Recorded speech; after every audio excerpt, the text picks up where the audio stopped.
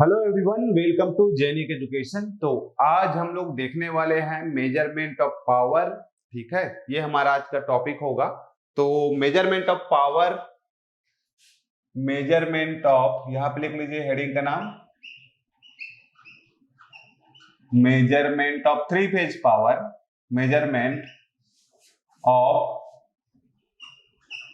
Three phase power using 2 wattmeter method. ये आपका syllabus में इसमें है ना, using 2 wattmeter method, meter method, ये हमारा आज का हेडिंग है, राइट। अब measurement of three phase power using 2 wattmeter method, तो थोड़ा सा मैं यहाँ पे रिवाइज कराता हूँ पॉलीफेज सिस्टम के बारे में। ठीक है, कि पॉलीफेज सिस्टम आपका होता क्या है। जैसे कि आप पॉलीफेज सिस्टम के बारे में बात करते हैं, तो यहाँ पे पॉलीफेज सिस्टम में आप क्या करते हो, पॉलीफेज सिस्टम, पॉलीफेज सिस्टम, यहां पे आप क्या बात करते हैं, पॉलीफेज सिस्टम में आप बात करते हैं मोर देन 2 फेज के बारे में, है ना, या मोर देन 1 फेज के बारे में बात करते हैं। तो जहां पे दो, आपका 2 फेज हो, 3 फेज हो, 5 फेज हो, ऐसा आप 3 के मल्टीपल भी ले सकते हो। इन सारे को मतलब 2, 3, 4, 5, 6 ये सबको डेड को आप लोग क्या बोलते हो, पॉलीफेज सिस्टम बोलते हैं, है ना। तो पॉलीफेज सिस्टम समझ में आ गया क्या है। अब बेसिकली हम लोग यहाँ पे लेते हैं, लेट सपोज हम लोग 3 फेज सिस्टम लेंगे। 3 फेज सिस्टम है,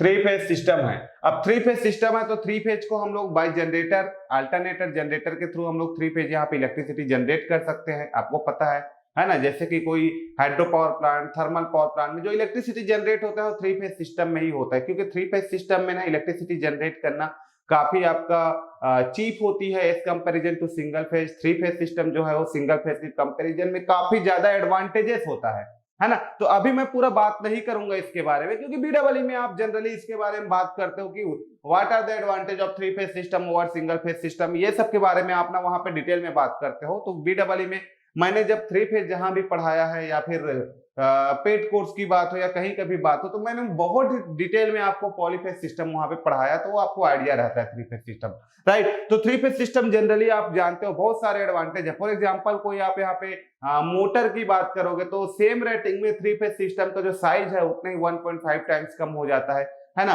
और टॉर्क की बात करोगे तो स्मूथ हो जाता है। कॉस्ट की बात करोगे, ट्रांसमिशन कॉस्ट की बात करोगे 3 फेज सिस्टम में तो रेड्यूस हो जाता है as comparison to single phase. मतलब आपको 3 सिंगल फेज को अलग अलग ट्रांसमिट करने के कंपैरिजन में 3 फेज सिस्टम को आप एक साथ ट्रांसमिट करोगे तो आपका रिड्यूस हो जाएगा कॉस्ट जो है वो, ये आप जानते हो। या फिर 3 अलग अलग ट्रांसफॉर्मर यूज करोगे आप, सिंगल फेज ट्रांसफॉर्मर, और एक यूनिट ट्रांसफॉर्मर यूज करोगे। 3 सिंगल फेज बैंक ट्रांसफॉर्मर के कंपैरिजन में यूनिट ट्रांसफॉर्मर यूज करोगे तो कॉस्ट के पॉइंट ऑफ व्यू से आपको कम पड़ेगा, स्पेस कम लेगा। तो there are many advantage of 3 phase system over single phase system, है ना। इतना क्लियर हो गया। नाउ 3 फेज सिस्टम की जब भी हम लोग बात करते हैं तो वहां पे there are 2 different type of connection.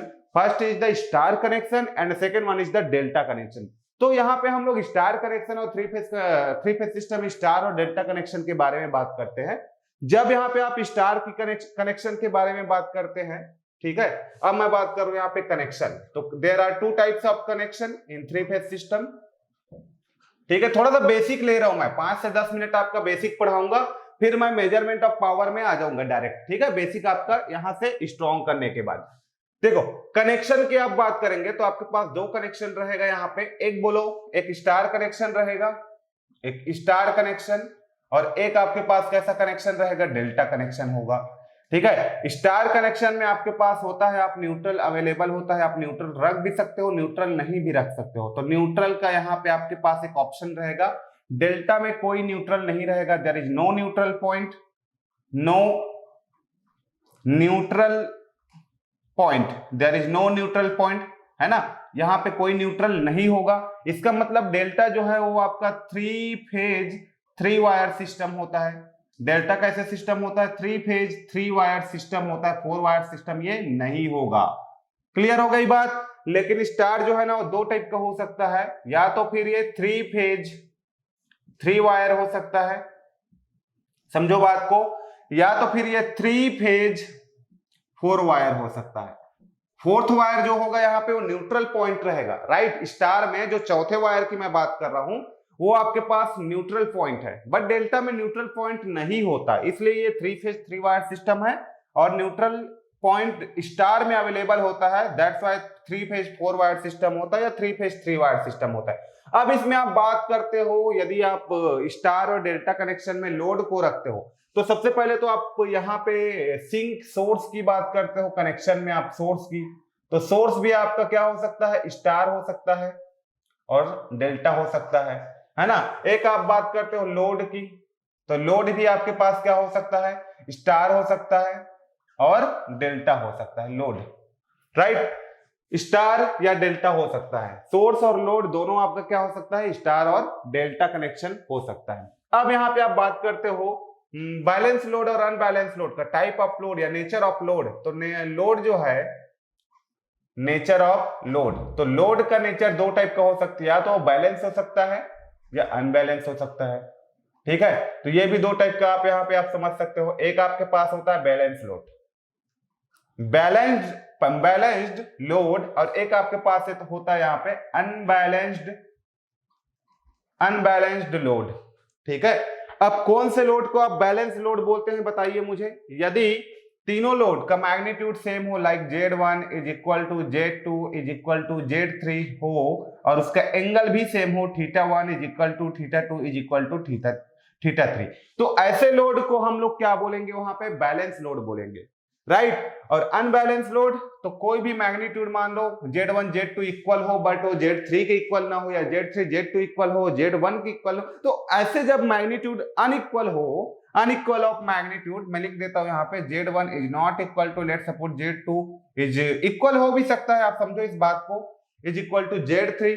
Similarly θ1 is equal to θ2 but not equal to θ3, ऐसा भी हो सकता है। तो ये तीनों इक्वल्स नहीं रहेंगे, तब के केस में हम लोग लोड को क्या बोलेंगे, अनबैलेंस मैग्नीट्यूड, अनबैलेंस लोड, मतलब मैग्नीट्यूड जो है लोड का वो अनइक्वल हो सकता है, फेज एंगल लोड का अनइक्वल हो सकता है, तो ये हम लोग इस लोड को क्या बोलेंगे, इस लोड को हम लोग यहाँ पे बोलेंगे अनबैलेंस्ड लोड, ठीक है।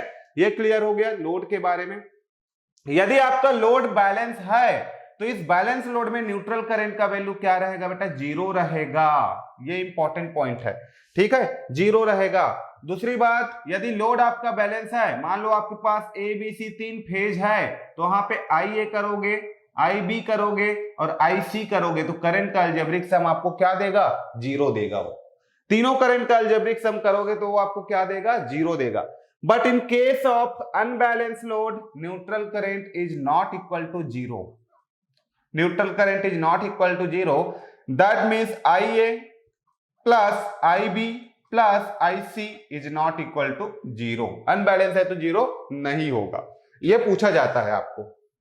इतनी बात क्लियर हो गई आपका, राइट। अब हम लोग यहां पे देखते हैं स्टार कनेक्शन की बात कर रहे हैं, तो स्टार कनेक्शन की जब आप बात करते हैं, ये देखो स्टार कनेक्शन हो गया, ये हो गया, ये सोर्स हो गया, है ना, ऐसा वाइंडिंग में शो कर रहा हूं, मतलब है क्या हो गया, सोर्स हो गया, राइट, ये सोर्स, ठीक। ये हो गया 3 फेज 3 वायर सिस्टम। इसी स्टार में आप मान लो न्यूट्रल कनेक्ट कर देंगे यहां पे,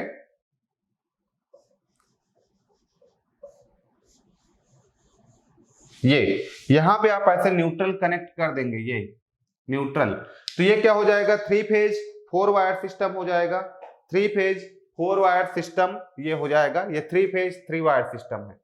ये आपका कैसा है सिस्टम, 3 फेज 3 वायर, राइट। और ये क्या हो जाएगा आपका 3 फेज 4 वायर, तो ये 3 फेज 3 वायर सिस्टम है, नो न्यूट्रल करंट, इसका मतलब बैलेंस होगा, है ना। तो सोर्स की जब भी बात करेगा तो सोर्स ऑलमोस्ट बैलेंस होता है, लोड की जब भी बात करेंगे तो लोड आपका बैलेंस अनबैलेंस कुछ हो जाए। सोर्स जनरली आपको ना 95% पूरे हम लोग पढ़ेंगे तो बैलेंस सोर्स ही मिलेगा, तो सोर्स के बारे में वरी करने वाली कोई ऐसा नीड नहीं है ना, ठीक। तो यहां पे जब स्टार पढ़ते हो, तो जब इसमें आप डेरिवेशन परफॉर्म करते हो पॉलीफेज सिस्टम में, वैसे मैं बेसिक बता रहा हूं, मैं तो अभी नहीं करूंगा, ठीक है। पॉलीफेज सिस्टम में जब आप वहां पे डेरिवेशन करते हो तो आपको पता रहता है कि यहाँ पे जो स्टार कनेक्शन है उसमें ना line voltage is equal to √3 time होता है फेज वोल्टेज का, ये आपको पता रहता है, ठीक है। ये आपको आइडिया होता है स्टार के बारे में, जब आप पॉलीफेज सिस्टम पढ़ते हैं बीडब्ल्यूई में या फिर नेटवर्क वगैरह में, तो आपको आइडिया होता है कि स्टार कनेक्शन में लाइन वोल्टेज जो है √3 टाइम होता है वीपीएच का। एंड सेकंड आपको ये भी आइडिया रहता है कि स्टार कनेक्शन में जो लाइन करंट होता है ना, वही आपका फेज करंट के इक्वल होता है। अब कई लोग यहाँ पे स्टार कनेक्शन पढ़ रहे हैं, पॉलीफेज सिस्टम पढ़ रहे हैं, तो आपको ये भी आइडिया होगा कि किसको लाइन वोल्टेज बोला जाता है, किसको फेज वोल्टेज बोला जाता है, किसको लाइन करंट बोला जाता है, किसको फेज करंट बोला जाता है। ये सब के बारे में ना आपको आइडिया होगा, मैं इतना कंसीडर करके चल रहा हूँ, ठीक है। यदि आप मेजरमेंट पढ़ रहे हैं तो कहीं ना कहीं आपका बेसिक जो है वो स्ट्रांग होगा। सो आपको आइडिया है कि लाइन वोल्टेज किसके किसके बीच का पोटेंशियल होता है, फेज वोल्टेज किसके किसके बीच का पोटेंशियल होता है, तो ये आपको मैं मान के चल रहा हूँ कि आइडिया है, इसलिए मैं यहाँ पे पूरा इसको डेरिवेशन करके आपको नहीं दिखा रहा हूँ। क्लियर है? फिर भी मैं इतना आपको रिवाइज करा दे रहा हूं कि आपको जितना भी अभी रिक्वायरमेंट रहेगा डेरिवेशन वगैरह के लिए मेजरमेंट ऑफ पावर में, ये सब आपको चाहिए रहेगा, छोटा छोटा चीज, तो मैं एक बार आपको रिवाइज करा रहा हूं जस्ट यहाँ पे, ठीक है। वैसे आप यहाँ पे बात कर ले स्टार की, नाउ आप बात करते हैं यहाँ पे डेल्टा कनेक्शन की। तो डेल्टा कनेक्शन की जब आप बात करेंगे तो आपको क्या के बारे में आइडिया रहेगा, ये देखो डेल्टा कनेक्शन मैं यहाँ पे कंसीडर कर रहा हूं, ये आपके पास डेल्टा कनेक्शन हो गया,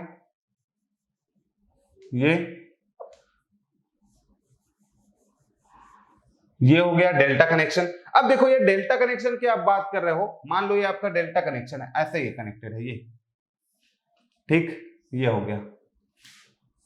चलो मैं यहां पे ले लेता हूं फेज ए, फेज बी और ये phase C. Phase A, phase B, phase C मैंने ले लिया, राइट, ये हो गया। तो इस डेल्टा कनेक्शन में ये फेज टू फेज वोल्टेज जो आ रहा है ना, यहां पे देखो phase two phase voltage, phase A और फेज बी के बीच में जो पोटेंशियल ड्रॉप आ रहा है, ये तो मेरा लाइन वोल्टेज है ना, फेज टू फेज, ये भी आपका लाइन वोल्टेज है, फेज टू फेज, है ना। और यहाँ पे जो वोल्टेज होगा वो आपका क्या वोल्टेज है, वीपीएच है। यहाँ पे जो वोल्टेज होगा वो कौन सा वोल्टेज है, वीपीएच है। यहाँ पे जो वोल्टेज होगा वीपीएच। तो VPH is the voltage of phase voltage, VPH is the phase voltage. और ये पॉइंट के बीच के पोटेंशियल ड्रॉप को आपने वीपीएच बोल दिए, तो ये पॉइंट तो सेम है ना, और ये पॉइंट भी सेम है ना। तो VPH is equal to VL. तो डेल्टा में आप क्या लिख सकते हो डायरेक्टली लिखने के लिए, अभी फिलहाल VPH is equal to VL ऐसे लिख सकते हो, या VL is equal to VPH लिख सकते हो डेल्टा के केस में, राइट, ये अभी लिख सकते हैं। बट करंट, मान लो ये करंट आपके पास लाइन करंट है, let suppose I am considering line current IA, IB, IC। तो यहां पे जो करंट फ्लो हो रहा है, यहां पे जो करंट फ्लो हो रहा है और यहां पे जो करंट फ्लो हो रहा है, इसको आप कंसीडर कर लीजिए ये BC। तो यहां का करंट क्या हो जाएगा, यहां का करंट हो जाएगा आपका I इस डायरेक्शन में है ना, C से A फ्लो हो रहा है, तो यहां पे हम लोग इसको ले लेंगे ICA। ये A से B फ्लो हो रहा है तो IAB, ये B से C फ्लो हो रहा है तो ये हो जाएगा IBC। तो दिस आर ये जो हो गया IAB हो गया, IBC हो गया, ICA हो गया, these are the phase current, ठीक है। ये सब क्या है आपके पास, phase current. AB is equal to BC is equal to CA, ये सारे क्या है हमारा फेज करंट है। और जब यहाँ पे आप डेरिवेशन परफॉर्म करते हो इस डेल्टा कनेक्शन में, तो आपको एक चीज वहां पे मिला रहता है कि आपके पास जो लाइन करंट है ना, वो √3 टाइम होता है फेज करंट का, ठीक है। ये आपको इसके बारे में आइडिया रहता है डेरिवेशन, ठीक। तो अभी पॉलीफेज सिस्टम का डेरिवेशन, ये स्टार कनेक्शन को मेरे को प्रूव करने की बिल्कुल भी नीड नहीं है, बस आपको ये आइडिया होना चाहिए कि यहाँ पे फेज वोल्टेज लाइन वोल्टेज का इक्वल होता है। डेल्टा में आप खुद देख सकते हो ना, देखो ना यहाँ पे जो भी वोल्टेज है वही वोल्टेज इसकी इक्वल होगा, क्योंकि this point and this point will be common here also. ये आपके पास क्या है, ये आपके पास एक क्या है, टर्मिनल है, let suppose it is A, second terminal let suppose this is B and this is third terminal let suppose this is C। तो दिस इज, इसमें जो करंट फ्लो हो रहा होगा, लेट सपोज ये आपके पास IA है, ये IB है और ये IC है, तो ये आप कैसे रखोगे, देखो यहां से जो करंट निकलेगा वो यहीं जाएगा। तो इसका मतलब क्या है, स्टार कनेक्शन में line current is equal two phase current, but the voltage here voltage this is let suppose neutral point ना, तो यहाँ पे ये न्यूट्रल हो गया और ये कोई फेज हो गया, तो न्यूट्रल, फेज और न्यूट्रल के बीच की वोल्टेज को आप क्या बोलते हैं, यहाँ पे VA बोल दो, मान लो VA, where VA is the phase voltage. तो ये आपका फेज वोल्टेज हो गया, but line voltage is the potential drop across this two phases, है ना, या टू लाइंस, ठीक, A एंड B। तो ये हमारा हो गया लाइन वोल्टेज। तो यहाँ पे देखो फेज वोल्टेज ये है, लाइन वोल्टेज ये है, दो लाइन टू लाइन वोल्टेज को हम लोग लाइन वोल्टेज बोलते हैं, या फिर दो फेज के बीच के वोल्टेज को हम लोग क्या बोलते हैं, लाइन टू लाइन वोल्टेज को लाइन वोल्टेज, और यहाँ पे फेज और न्यूट्रल के बीच के वोल्टेज को हम लोग फेज वोल्टेज बोलते हैं, या लाइन और न्यूट्रल के बीच के वोल्टेज को फेज वोल्टेज बोलते हैं, ऐसे भी बोल सकते हो। तो इन दोनों में ये डिफरेंस है ना। लाइन वोल्टेज और फेज वोल्टेज का जब डेरिवेशन करके करोगे तो आपको यहाँ पे आइडिया होगा कि लाइन वोल्टेज जो है वो √3 टाइम होगा फेज वोल्टेज का, तो वो डेरिवेशन के थ्रू आएगा, फेजर डायग्राम वगैरह सब चीज ड्रॉ करते हैं, तो वहां से आप मैग्नीट्यूड की वैल्यू निकालते हैं तो आपको मिल जाता है, no problem, don't worry about this. ठीक है, तो ये आइडिया आपको प्रॉपर होना चाहिए जब आप मेजरमेंट ऑफ पावर को पढ़ रहे हैं। तो क्लियर हो गया इतनी बात। चलो, ये सब क्लियर होने के बाद स्टार डेल्टा वगैरह सब चीज को हमने जान लिया, तो सबसे पहला टॉपिक जब मेजरमेंट ऑफ पावर को आप पढ़ने जाते हैं ना, तो वहां पे ब्लॉन्डल ने एक थ्योरम वहां पे डिफाइन किया था, ठीक है, कि कितने वाट मीटर कहां पे हम लोग यूज कर सकते हैं, उसके लिए ब्लॉन्डल ने एक थ्योरम वहां पे डिफाइन किया था। तो according to the Blondel theorem for measurement of total power of a n wire system या n phase system, the number of watt meter required are n-1।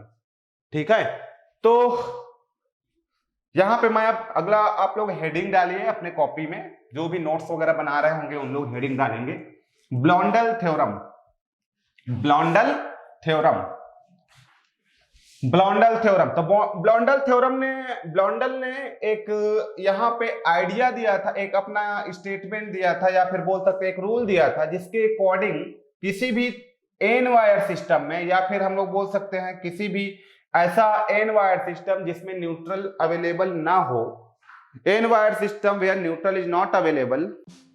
Genic Prime is the new features by Genic Education, where you will get 450 plus video series questions explanation, Prime Facebook group for doubt solving, assignments, live sessions and many more. If you are interested, then visit website and join quickly. For any query, call on 9837933283. है ना, तो ब्लॉन्डल theorem ये हमारा heading, इसमें देखते हैं Blondel theorem, right. तो according to Blondel theorem, according to Blondel theorem,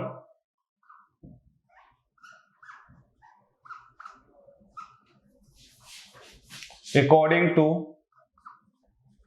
ब्लॉन्डल theorem, any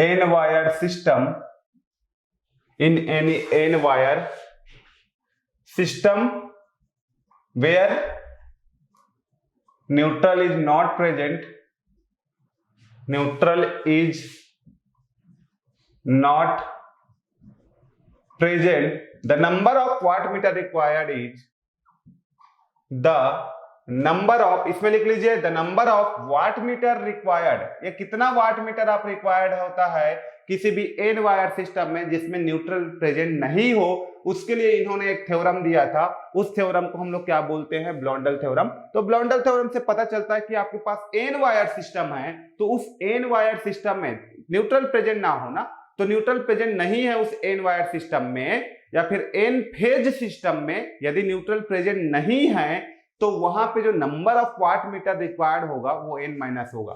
the number of watt meter required is, the number of watt meter required is n-1, right, n-1। So this theorem, पहला पॉइंट तो ये हो गया। दूसरा पॉइंट इसमें लिखिए, this theorem is applicable for, this theorem is applicable for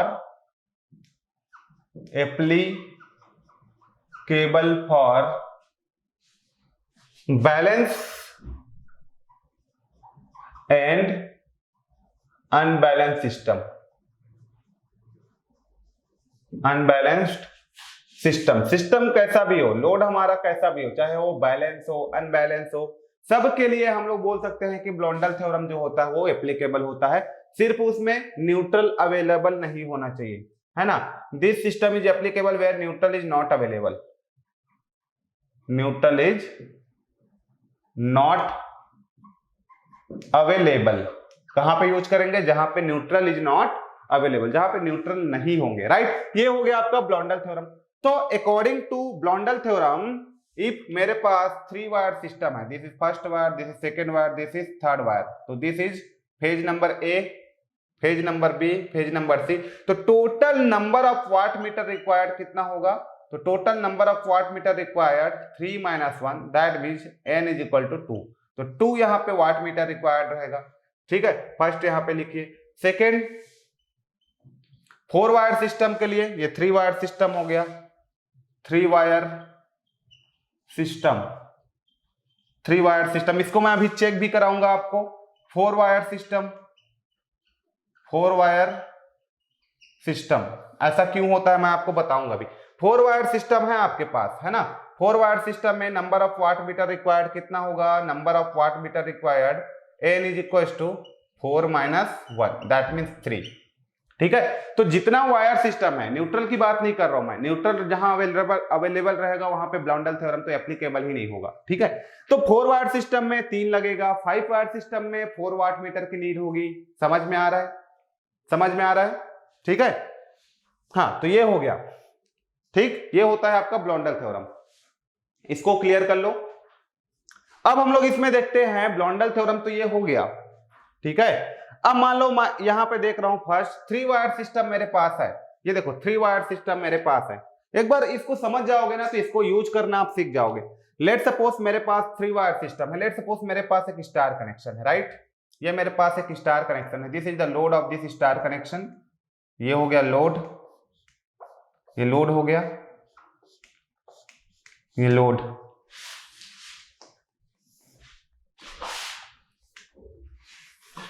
ये लोड हो गया, राइट, ये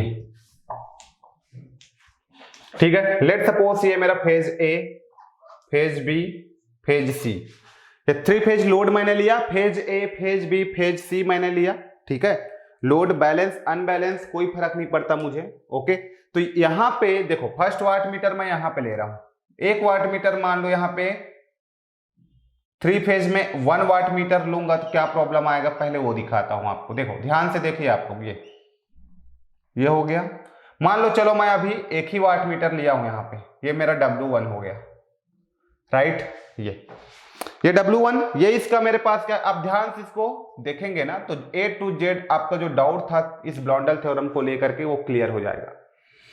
अब 1 वाट मीटर मैंने यहां पे लिया 3 फेज सिस्टम में, मान लो मैंने 1 वाट मीटर लिया, ये phase number A B C है, तो सीसी मेरा मेजरमेंट कर रहा है current of phase A, PC मेरा मेजरमेंट कर रहा है यहाँ पे voltage of phase A and B. देखो ए और बी के बीच में मेरा पीसी कनेक्टेड है ना, तो वहीं के वोल्टेज को मेजरमेंट करेगा। तो यहाँ पे वाट मीटर का जो रीडिंग आएगा मेरा, reading of watt meter, that means W का जो रीडिंग आएगा वो क्या आएगा, आईए को मेजरमेंट कर रहा है, तो ये मैंने लिख दिया आईए, और ये मेजरमेंट कर रहा है ए और बी के बीच के पोटेंशियल को, तो ये मैं लिख देता हूं इसको भी ए बी, और ये हो जाएगा मेरे पास कॉस इन दोनों के बीच का फेज डिफरेंस, है ना, तो कॉस एंगल ऑफ आईए minus angle of VBC, right, ये हो जाएगा मेरा पावर, जो बेसिक फॉर्मूला मैं यूज करते आया हूं। अब यहां पे आईए स्टार के कनेक्शन में line current is equal two phase current, तो मैं लिख सकता हूं यहाँ पे जो वाट मीटर का जो रीडिंग है आईए को मैं लिख सकता हूं in terms of line voltage, VAB को मैं लिख सकता हूं यहाँ पे VAB को लाइन करंट और ये लाइन वोल्टेज, है ना, और ये हो जाएगा कॉस फाई इन दोनों के बीच का एंगल, ऐसे लिख सकता हूं। ये मेरा पावर का फॉर्मूला। बट यहाँ पे कॉस फाई की वैल्यू कितना होगा चेक करो, यदि मैं यहाँ पे फेजर डायग्राम बनाना चाहूं, अभी एक बार देखो बेसिक क्लियर हो जाएगा ना, तो ये इस टाइप का जितना आप पढ़ते हो ना सबको आप कर लोगे, तो इसलिए मैं यहाँ पे आपको बेसिक्स पूरा बता रहा हूं पहले। अब देखो यहाँ पे जो वाट मीटर है, ये जो वाट मीटर आपके पास दिख रहा है उसका आप फेजर डायग्राम मान लो बनाना चाहोगे, सबसे पहले मुझे बताइए ये मेरे पास क्या है, फेज वोल्टेज है VA, ये 120 डिग्री मैंने इसको ले लिया VB को यहाँ पे, और इसको भी 120 मैं डिस्प्लेसमेंट करा दिया यहाँ पे, ये ठीक, ये मेरे पास क्या है VC, क्लियर हो गया। अब बताओ इसको मैं 180 डिग्री एक्सटेंड कर सकता हूं कि नहीं, इस साइड में इसको भी 180 डिग्री मैं यहां से एक्सटेंड कर सकता हूं इन दिस डायरेक्शन, ये ठीक है, और इसको भी मैं 180 डिग्री इधर कर सकता हूं इन दिस डायरेक्शन, ये ठीक है। तो ये मेरा क्या है यहाँ पे माइनस का VC VB माइनस का VB, राइट, ये मेरा क्या है माइनस का VC और ये मेरा क्या है, माइनस का VA, माइनस का VA, राइट। इतना क्लियर हो गया। अब ध्यान से देखो, मेरे को VAB का मतलब आप क्या समझते हो, ये जो VAB है is the line voltage, right, ये लाइन वोल्टेज है, but potential difference between VA minus VB, तो VA मेरे पास कितना है, इतना है, VB मेरे पास कितना है, इतना है, इन दोनों के बीच का पोटेंशियल डिफरेंस है वो। तो इन दोनों के बीच का रिजल्टेंट मैं निकाल सकता हूं, बोलो। ये देखो, इसके पैरेलल मैंने लाइन ड्रॉ कर लिया, इसके पैरेलल मैं एक और लाइन ड्रॉ करूंगा तो यहां पे आएगा इस पॉइंट पे, और जैसे ही मैंने इसको यहां से मिलाया इस ओरिजिन से, तो मुझे क्या मिल गया, यहां पे VA और VB मिल गया, VAB मिल गया मुझे। ये A पॉजिटिव था, B नेगेटिव था, है ना, ये मुझे मिल गया यहां पे, राइट। दूसरी बात, आपने इसको भी बनाइए। यदि चलो लैगिंग पावर फैक्टर, ये जो लोड है वो कैसा है, RL लोड है, तो पावर फैक्टर कैसा होगा, लैगिंग होगा। लैगिंग है तो मैं करंट को भी लैग करा देता हूं VA से। मान लो मैंने करंट को यहां पे लैग करा दिया 5 डिग्री, ये 5 डिग्री हो गया। ये कौन सा करंट है, IA करंट है, ठीक। वैसे सारे करंट जो है लैग करेगा। अब यहां से 120 ये यहां से 5 डिग्री सारे लैग करेंगे। This is 5, this is 5, this is 5, तो 5 डिग्री मैंने सारे करंट को लैग करा दिया, राइट। अब आपको कुछ नहीं करना है, ये जो है टोटल एंगल, यहां से लेकर के यहां तक का जो टोटल एंगल में ब्रेक होगा वो कितना डिग्री में ब्रेक होगा, 60 डिग्री में ब्रेक होगा। तो ये जो है फेज वोल्टेज और लाइन वोल्टेज के बीच में कितना एंगल में डिवाइड होगा, ये 30 डिग्री में डिवाइड होगा, ठीक है। फेज और लाइन वोल्टेज के बीच में कितना डिग्री में डिवाइड होगा, वो 30 डिग्री में डिवाइड होगा। तो यहां पे मुझे बताइए, ये 30 है, और VA और VA के बीच में, VA और IA के बीच का एंगल कितना है, 5 है। तो मुझे क्या किसके बीच का फेज डिफरेंस चाहिए, मुझे लाइन वोल्टेज और ये जो IA है, VAB है और IA है, इन दोनों का मुझे फेज डिफरेंस चाहिए। तो VAB और IA के बीच का फेज डिफरेंस कितना है, this is my VAB, this is my IA, दोनों के बीच का फेज डिफरेंस कितना आ रहा है, बोलो, 30 + 5। तो ये मेरे पास आ गया एंगल 30 + 5, राइट। तो this is the phase difference. तो यहां पे मैं लिखना चाहूंगा, W का वैल्यू लिखना चाहूंगा for this case, in this case W का वैल्यू मैं लिखना चाहूंगा। तो W इज इक्वल टू क्या होगा, बोलो, W इज इक्वल टू मेरे पास मिलेगा VL IL cos 30 + 5 मिल गया, cos 30 + 5 मिल गया।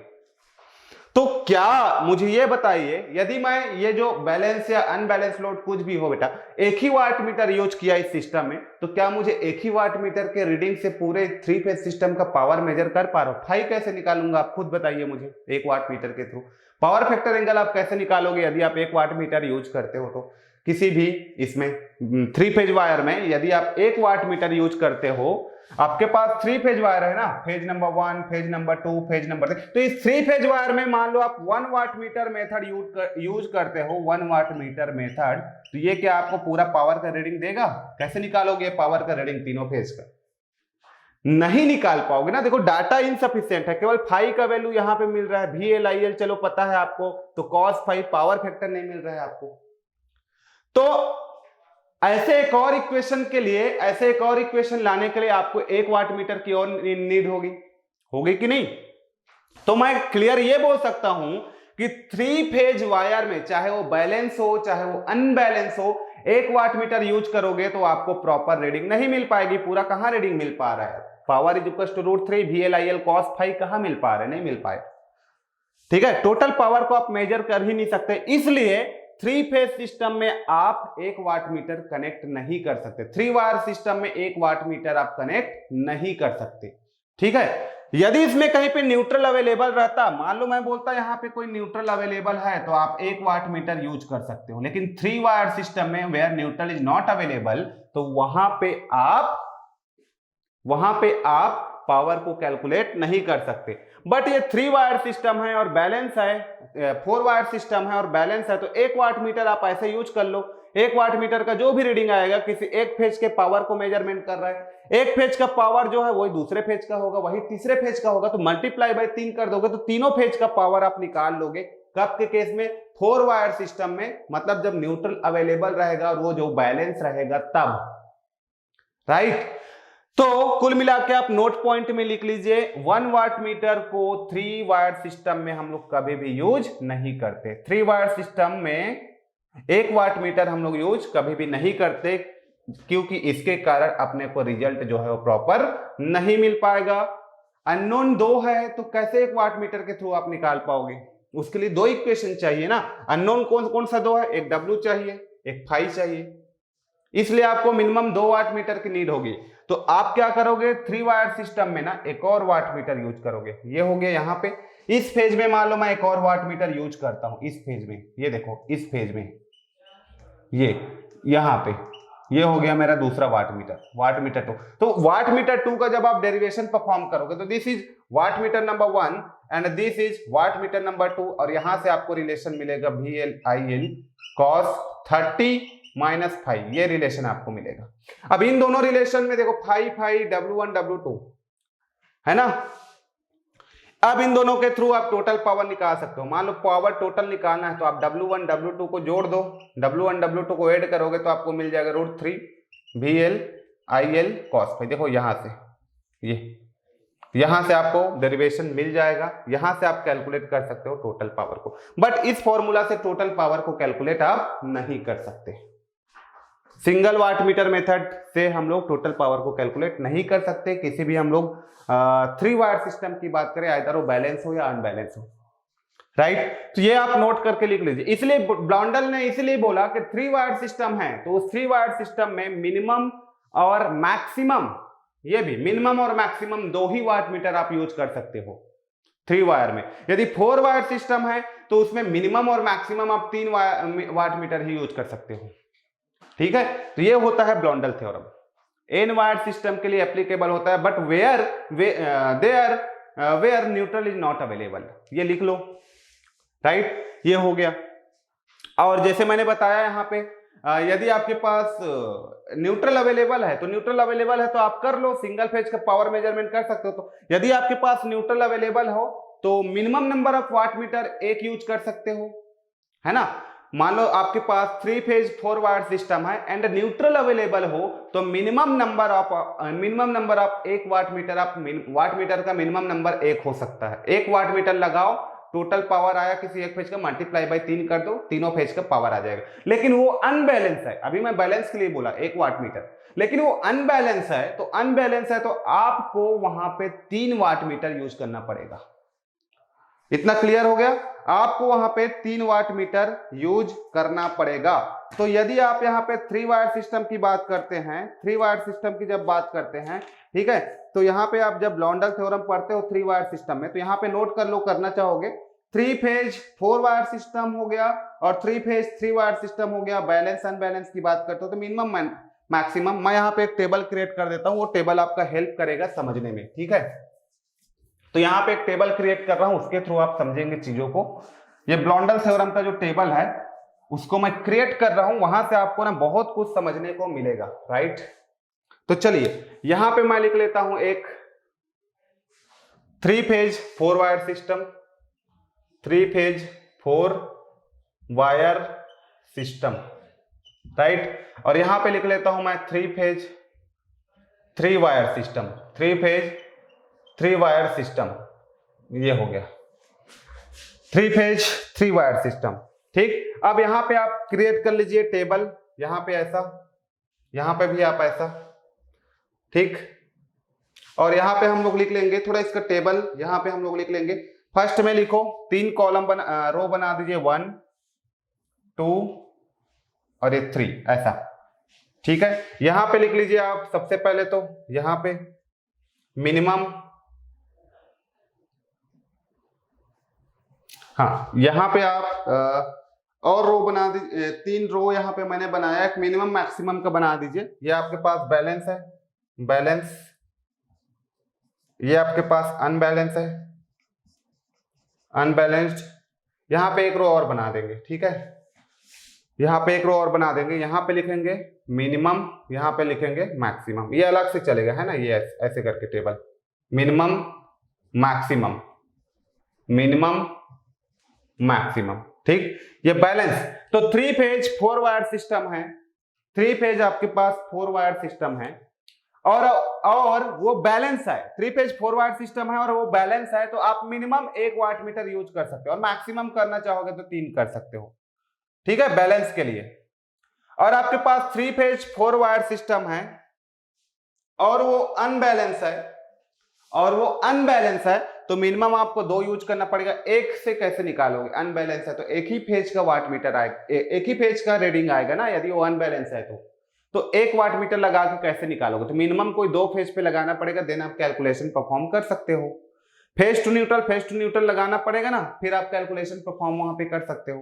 तो 3 फेज 4 वायर सिस्टम अनबैलेंस्ड है तो मिनिमम 2 वाट मीटर की जरूरत पड़ेगी। मैक्सिमम आप 3 लगा सकते हो, मैक्सिमम तो आप हर बार 3 लगा सकते हो, कोई दिक्कत नहीं है। पैसा आपके पास ज्यादा है तो आप मैक्सिमम चीजें खरीद सकते हो, पैसा लेकिन कम है, मनी कम है तो आप एक लिमिटेड चीजों को ही आप परचेस करते हो। सिमिलरली यहाँ पे 3 फेज 4 वायर सिस्टम है, मैक्सिमम की तो बात नहीं कर सकते, मैक्सिमम 3 फेज 4 वायर सिस्टम है तो 3 वाट मीटर तो आप यूज ही कर सकते हो। 3 फेज 4 वायर सिस्टम है इसके लिए, राइट। बट आप यहाँ पे बैलेंस अनबैलेंस की जब आप बात कर रहे हो तो 3 मैक्सिमम तो यूज कर ही सकते, लेकिन मिनिमम जो है बैलेंस में आप 1 लगा सकते हो, क्योंकि बैलेंस है ना, तीनों फेज का पावर जो है बैलेंस रहेगा तो 1, और अनबैलेंस है तो आपको 2 लगाना पड़ेगा। लेकिन 3 फेज 3 वायर सिस्टम में ना, 3 फेज 3 वायर सिस्टम है, 3 फेज 3 वायर सिस्टम जो मैंने अभी लिया था, मिनिमम की बात करो फिर भी 2 की जरूरत पड़ेगा, मैक्सिमम की बात करोगे फिर भी 2, मिनिमम की अब चाहे बैलेंस वन बैलेंस सबके लिए 2 की जरूरत पड़ेगा। 3 फेज वाट मीटर, इसका मतलब कंक्लूजन ये निकला कि आपके पास 3 फेज 3 वायर सिस्टम है ना तो हमेशा आपको 2 वाट मीटर की जरूरत पड़ेगा। और ब्लॉन्डल थ्योरम ना यही के लिए एप्लीकेबल होगा, ब्लॉन्डल यहां के लिए ब्लॉन्डल एप्लीकेशन नहीं होगा, यहां के लिए ब्लॉन्डल जो है वो एप्लीकेशन नहीं होगा, राइट, एप्लीकेशन नहीं है ये, इसके लिए एप्लीकेबल है। ठीक, तो बैलेंस के लिए मिनिमम आपका बैलेंस सिस्टम हो तो मिनिमम 1, मैक्सिमम आप 3 लगा सकते हो। अनबैलेंस हो, 3 फेज 4 वायर की मैं बात करूं तो 3 फेज 4 वायर सिस्टम में अनबैलेंस हो तो मिनिमम आपको 2 लगाना पड़ेगा और मैक्सिमम तो आप 3 लगा सकते हो। तो मैक्सिमम की तो बात ही नहीं है, बैलेंस या अनबैलेंस 3 फेज 4 वायर सिस्टम है तो 3 वाट मीटर हम लोग केवल और केवल ना 3 फेज 4 वायर सिस्टम में ही लगा सकते हैं, 3 वाट मीटर, क्योंकि लगाने के लिए चौथा पॉइंट न्यूट्रल भी होना चाहिए ना, जो कॉमन पॉइंट बने सारे वाट मीटर का, तो ये होना भी चाहिए ऐसा पॉइंट। 3 फेज में कहां है ऐसा पॉइंट? यदि मैं 3 वाट मीटर लगा दूंगा तो हर वाट मीटर का जो पीसी वाला जो लास्ट कनेक्शन होता है उसको कहां कनेक्ट करूंगा? दिस इज द प्रॉब्लम ना, तो यहां पे मैं कनेक्ट नहीं कर सकता, वहां पे कनेक्शन पॉसिबल है, यहां पे कनेक्शन पॉसिबल बिल्कुल भी नहीं है, राइट। तो ये हो गया हमारा ब्लॉन्डल थ्योरम, और अच्छे से यहाँ पे इस टेबल से ना आपको बहुत हेल्प मिलेगा, बहुत सारे एग्जाम्स में क्वेश्चन आता है। तो यदि आपको पूछा जाता है क्वेश्चन कैसे टाइप का बनेगा ये भी देख लो। यदि आपको यहाँ पे अब क्वेश्चन पूछा जाएगा कि 3 फेज 3 वायर सिस्टम है, 3 फेज 3 वायर सिस्टम है तो minimum number of watt meter कितना यूज कर सकते हैं? तो 2। Maximum number of watt meter कितना यूज कर सकते हैं? तो 2। ये 2 ही आएगा आंसर। यदि 3 फेज 3 वायर के बारे में बात किया, आंख को बंद करके आप आंसर में 2 लगा देना, कोई प्रॉब्लम नहीं है। यह ब्लॉन्डल थ्योरम है, कोई वहां पे ब्लॉन्डल थ्योरम सेटिस्फाई करने की नीड ही नहीं है, आपको पता है। तो 3 फेज 3 वायर सिस्टम जब भी बात करें, आइदर वो बैलेंस और अनबैलेंस, आप 2 लगा सकते हो, नो प्रॉब्लम। लेकिन लेकिन वहां पे जब 3 फेज 4 वायर सिस्टम बोल दिया गलती से एग्जामिनर, तो 3 फेज 4 वायर सिस्टम बोल दिया तो आपको चेक करना पड़ेगा कि वो बैलेंस है कि अनबैलेंस है। यदि 3 फेज 3 वायर सिस्टम बोलेगा तो कोई चेक करने की नीड नहीं है कि वो बैलेंस है अनबैलेंस है, बस मिनिमम बोले या मैक्सिमम बोले 2 लगा देना है, नो प्रॉब्लम यार। लेकिन जब वो बैलेंस, यहां पे जब वो 3 फेज 4 वायर सिस्टम बोल देगा तो आपको चेक करना पड़ेगा कि वो बैलेंस है कि अनबैलेंस पूछा है। अब बैलेंस अनबैलेंस पूछा है उसको चेक करोगे क्वेश्चन में, तो यदि आपको पता चलेगा कि वो बैलेंस बोला है तो अब ये चेक करोगे कि minimum number of watt meter पूछा है कि maximum number of watt meter पूछा है, इसको चेक करोगे आप, राइट। तो minimum number of watt meter पूछा है और बैलेंस भी बोला है और 3 फेज 4 वायर सिस्टम भी बोला है तो आप 1 लगाओगे। और यहाँ पे 3 फेज 4 वायर सिस्टम बोला है और बैलेंस बोला है और maximum number of watt meter पूछा है तो आप 2 लगाओगे, सॉरी 3 लगाओगे, क्योंकि 3 मैक्सिमम आप वहां पे यूज कर सकते हो, क्योंकि न्यूट्रल अवेलेबल है ना, 3 फेज है और 1 न्यूट्रल है, तो 3 वाट मीटर लगा सकते हो और न्यूट्रल पॉइंट को आप कॉमन पॉइंट बना सकते हो पीसी के लिए, राइट। तो ये हो गया, ठीक। और वैसे आप अनबैलेंस बोला है तो अनबैलेंस में 1 वाट मीटर से तो आप नहीं कर सकते, मिनिमम 2 नंबर ऑफ वाट मीटर की नीड होगी। तो this is the very important point, इसी को पूछा जाएगा और सबसे ज्यादा, ठीक है, इसी को आपको पूछा जाएगा। तो यदि आपको 3 फेज 4 वायर सिस्टम बोलता है और अनबैलेंस लोड बोलता है तो आपको ना मिनिमम 2 वाट मीटर की नीड होगी और मैक्सिमम तो आपके अप टू आपके ऊपर है, आप 3 लगा सकते हो, ठीक। तो ये रहा हमारा ब्लॉन्डल थ्योरम। अब नेक्स्ट टॉपिक हम लोग यहाँ पे आते हैं measurement of three phase measurement of three phase AC power using 2 watt meter method हमारा मेन टॉपिक में यहाँ पे हम लोग अब स्विच करते हैं, राइट।